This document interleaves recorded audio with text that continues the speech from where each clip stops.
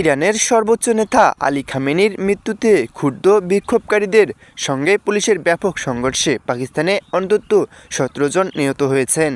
বিক্ষোভকারীদের অনেকেই মার্কিন কনস্যুলেটে হামলার চেষ্টা চালিয়েছেন। এএফপির এক সাংবাদিক জানিয়েছেন, করাচিতে শত শত বিক্ষোভকারী মার্কিন কনস্যুলেটে প্রবেশের চেষ্টা করলে পুলিশের সঙ্গে তাদের সংঘর্ষ শুরু হয়। করাচি পুলিশ সার্জনের কার্যালয়ের তথ্য মতে গতকাল রোববার সন্ধ্যা পর্যন্ত সেখানে অন্তত ১০ জন নিহত এবং ৭০ জনের বেশি আহত হয়েছেন। এর আগে হাসপাতালে একটি তালিকায় ৯ জনের নিহতের কথা উল্লেখ করা হয়েছিল, যাদের সবাই গুলিবিদ্ধ হয়ে মারা গেছেন।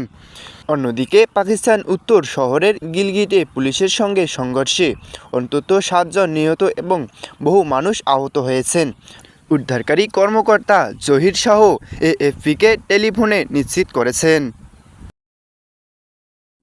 শান্ত রায় অর্পণ, সমবেলা নিউজ।